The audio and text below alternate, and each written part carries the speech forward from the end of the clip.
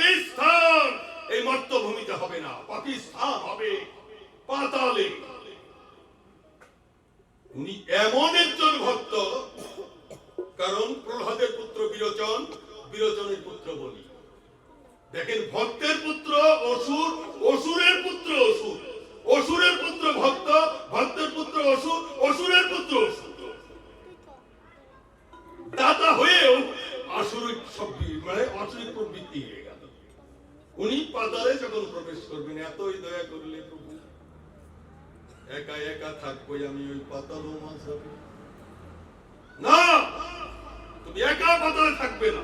যতকাল থাকবে তুমি পাতাল মাঝারে, ততকাল থাকবো আমি দাঁড়ি হয়ে তব ধরে চিরকাল। আমি ভক্তের গানে বাধা থাকিব, যেজন আমায় কৃষ্ণ বলে ভালো বাসে। উনি পাঁচটি রসের দ্বারা ভগবানকে ভালোবাসতে বলেছেন। শুধু ভগবান না, গুরু, কৃষ্ণ, বৈষ্ণব, ব্রাহ্মণ, এই পাঁচটি ব্যক্তিকে উনি পাঁচটা রসে ভালোবাসতে বলেছেন। ব্রাহ্মণের যে খালি শ্রদ্ধাই করতে হবে তা নয়, তাকে পিতার মতো শ্রদ্ধার দ্বারা হৃদয়ঙ্গম, গুরুকে শ্রদ্ধার দ্বারা হৃদয়ঙ্গম। খালি পাদদোষ ধৌত করে পাদ্যজল স্পর্শ করলেই চলবে না। শান্ত, সখ্য, দাস্য, বাৎসল্য, মধুর, পাঁচটি রসে যদি গোবিন্দকে ভালোবাসতে পারো, ভাই রে, কানাই রে, আই রে, তুই রে, এমন করে যদি গোবিন্দকে কেউ ভালোবাসতে পারে, গোবিন্দ তার সর্বস্ব ভক্তের চরণে সমর্পণ করে দেন। কি বলেছেন? মন মনা ভবমদ ভক্তা মজ্জা জীবন, যে সম্পূর্ণ মনটা আমার উপরে সমর্পণ করে দিয়েছে। মমায় মমমধবস্যাপি দেবস্যুত দর্শনম, দেব দর্শন করো, গুরু দর্শন করো, আর গোবিন্দ দর্শন করো। যে দর্শনে তুমি করো না কেন, সেই দর্শনে যদি মনের মলিনতা দূর না হয়, তাহলে ভগবত দর্শন কোনদিন তোমার ভাগ্যে করবে। তাই পঞ্চরস, পাঁচটি রস দিয়ে ভক্তকে ভালোবেসেছেন। মাকে বলতেন, মা গো, কি করছো তুমি? যে আমি ক্ষীর স্বর্ণমণি করছি। তোমার হাতে কি? সোনার কাকন, কঙ্কন। কঙ্কন ঝনঝন করে বলছেন, ধিক্তাং দেই, ধিক দেই, যাদের হাতে কঙ্কন বলয়া শঙ্খ সিঁদুর শোভা পায়, যাদের হাত দিয়ে গোবিন্দ সেবা হয় না, তাদের ধিক দেই। যারা কঙ্কনে ব্যবহার করেছ, তাদের হাত দিয়ে যেন গোবিন্দকে তিল তুলসী দিয়ে পুজো করতে পারো, তবেই তোমাদের গোবিন্দ সেবা লাগতে পারো।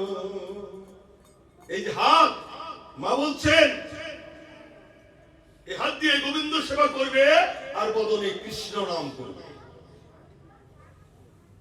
আপনি যখনই কলকাতায় যাবেন, বিভিন্ন মন্দিরে যাবেন, দেখবেন মুখ বেঁধে রান্না করা করছে।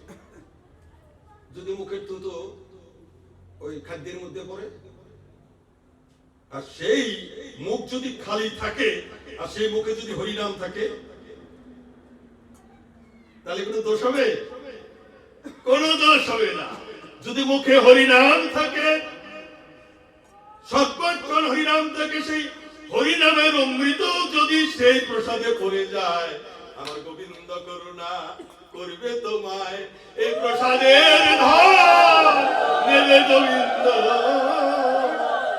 কিন্তু আমরা প্রসাদ তৈরি করতে যে বাজে আলাপ আলোচনা, বাজে কথা, বাজে প্রস্তাবনা এগুলো করতে থাকি, সেই জন্য আমাদের প্রসাদ গোবিন্দ সেবায় লাগে না।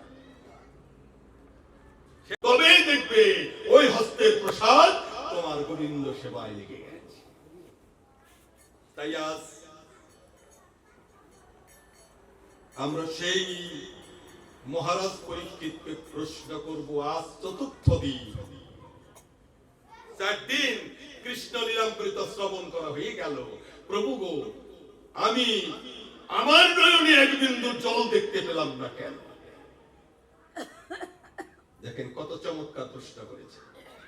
চতুর্থ দিবস আজ কৃষ্ণ লীলামৃত রস সাধন করলাম, তো প্রভু গো, আমার নয়নে জল দেখলাম না কেন? তখন বলে, তোমার হৃদয়ে মেঘ জমে আছে। আমার প্রেমের বাতাস যে যখন তোমার মেঘকে আঘাত করবে, খুব শান্তভাবে, সেই আঘাত গেলেই যখন বাড়ি বর্ষণ হবে, ভূমি সরস হয়ে যাবে, তখনই তোমার কর্ণে আমি কৃষ্ণ নাম দেব। সেই কৃষ্ণ নাম শোনার সঙ্গে সঙ্গে তোমার নয়ন বাড়ি বর্ষিত হইয়া ভূমি সরস হইয়া যাইবে।